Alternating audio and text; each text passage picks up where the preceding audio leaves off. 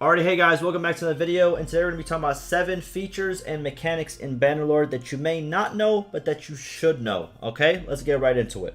First, when you start a new game and you're choosing whatever skills your main character will focus on, I want you to pay very close attention to the 4th choice that you will make, right? So as you can see, all of these choices, the family one, it will give you different focus points. The second one also will give you different focus points. And the third one will also give you different focus points. Now, why is the 4th choice very important? By the way, the 4th choice is called Youth. It's very important because this chooses your starting gear. So whatever gear you want to start out with, you want to make sure that you pick the right choice here.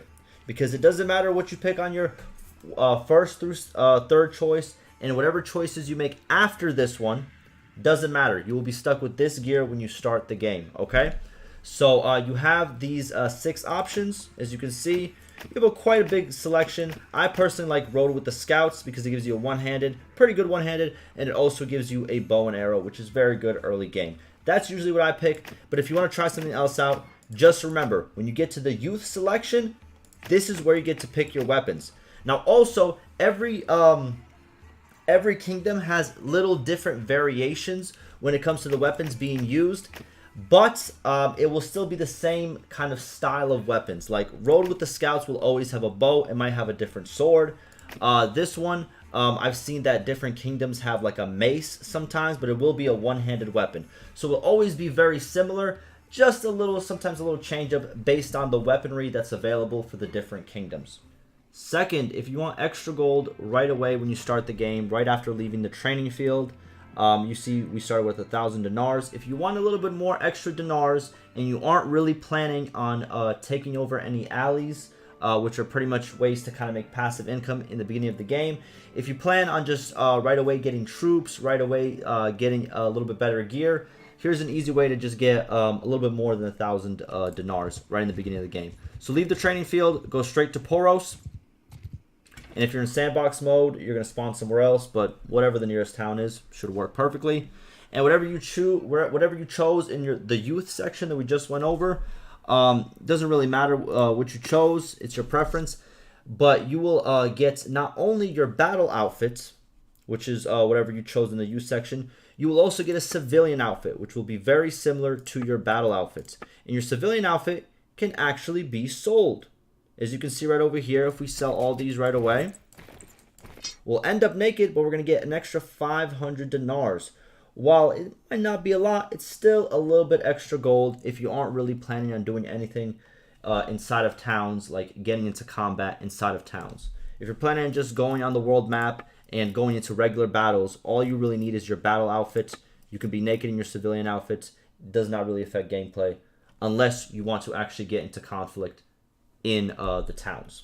Third, whenever you do find a hideout that you do want to take out, make sure you visit the villages and the towns nearby, because they both have quests that can pretty much increase your profit whenever you do take out the hideouts by a significant margin, usually close to even 10,000 dinars, which is very good, especially early game, plus all the other rewards and all the other gear and stuff that you get from the hideouts. So what I mean by this, as you can see, we found a hideout right over here. Let's visit the village right next to it. As you can see, we have a quest called Bandit Base near, obviously, this, what's it called? Village. Now, if we talk to this guy. Aye. Yes, sir. You have a problem. I'll take out the hideout. All of a sudden, once we take out this hideout, he will pay us. As you can see, that's one of the quests. And now, also, sometimes the town will also have another quest that you can take that will reward you for taking out that same hideout. So as you can see right over here, this guy, Red Eyes, Moore's associates captured by bounty hunters. There you go. Let's talk to him.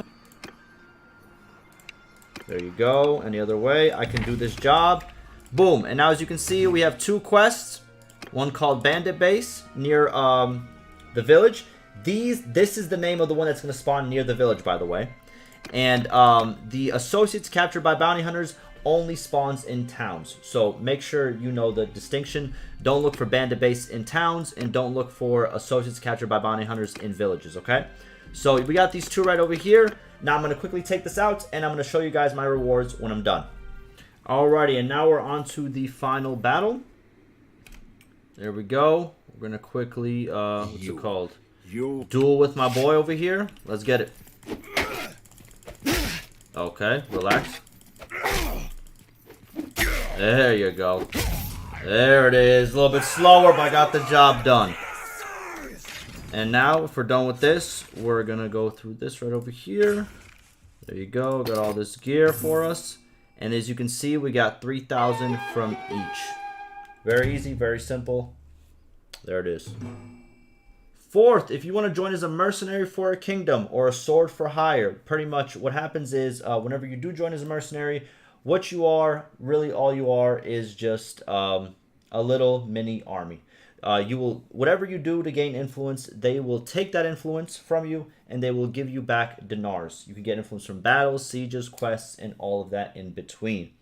Now, if you want to join as a mercenary, you have to find a kingdom that is at war with another kingdom. If they're not at war, they will not want you as a mercenary. Kingdoms do not hire mercenaries when they are at peace with everybody, okay? So how do you find out who's at war real quick instead of just going to every single kingdom, which takes a very long time and a lot of, guessing. Oh, is this kingdom at war? Is this kingdom at war? Very easily, you could use your encyclopedia. How do you do that? If you are on the PC version, all you have to do is press the letter N. If you are on the consoles, it's a different button, but it should be there. But bring up your encyclopedia. Go to your kingdoms tab right over here. All the kingdoms names are over here. And what you're going to want to do is first, you're going to want to sort by total strength. Why? Because the stronger they are, the more they will pay you. So search by that first and then go down the list, okay? So first, if you want to actually get one that's closer to you, like, for example, I'm in Sturgia, so I might want to go with the Sturgians. But if I want to go for the most amount of money, I'm going to go for the most amount of strength. Let's go to Azerai. Are they at war with somebody? They are at war with the Western Empire. This means you can go to anybody in their, in their kingdom. You can go to the leader. He's going to be kind of harder to find. You go to any of the clan leaders, and you can also go to any of the clan members. Okay? So anybody, they will give you the same rate for the kingdom. And all you have to do is just go talk to them, and you should be good to go. And obviously, if they don't, or if they're not at war, let's see if I can find someone who's not at war. I think everybody's at war. Yep, I think everybody's at war here. But sometimes the kingdom will not be at war, like this one right over here. I cannot join as a mercenary for Britannia because they are at peace with everyone. Fifth, if you want a quick morale boost for your party, you want to go to any single town on the map and go to the tavern and talk to the barsmaid. So let's do that right now. Now that we're in here, we got to find the barsmaid. Let's see where she's at.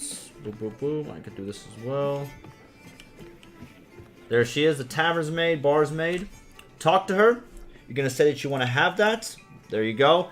And then once you're out of that dialogue, talk to her again and say, I really like the meal. I want it for all my men as well.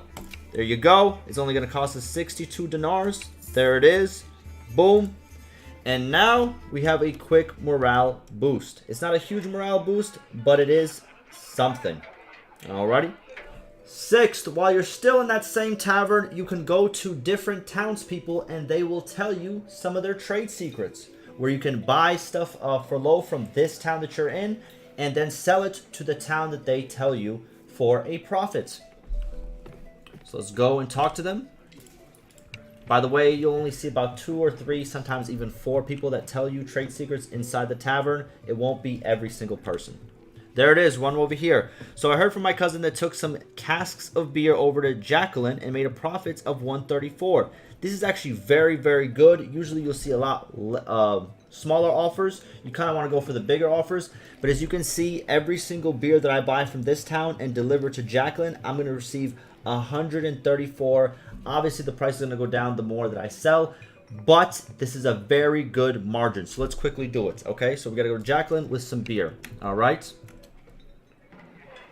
Let's go to our trade. Where is the beer?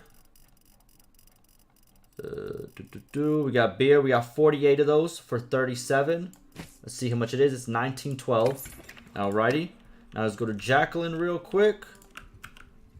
We spent 1912. Let's see how much we get for it And as you can see, they usually make you only go to a very close town, so it's not that far of a trade. Now we're going to trade, and we're going to sell all of this back. And as you can see, we have literally doubled our profits. Now, like I said before, this was a very lucky one that I have found. Again, sometimes you're going to have to go to a couple different taverns to find yourself a very good trade like this one. 7. When you are in this area right over here, a quick little shortcut that I like to use. I don't know if you guys can spot it. I'm going to give you a little 5 seconds. Blues Clues. Can you see it? Can you see it? Where is the hidden passage? Well, it's actually right over here. As you can see, you can sometimes spot it. As you can see right here, a lot of caravans are going through it. But this is technically one of the hidden passages in Bannerlord. Most big armies, you know, they'll travel through here. And it's kind of shown like, you know, these are the main areas. But there is a little passway through this little mountain region that sometimes does come in handy if you want to go from here to here real quick, you know. Instead of going all the way around this way, it's a little shortcut. Or for example, if I was right here and I wanted to go to this area on this side of the mountain, this is a nice little shortcut to go through, okay?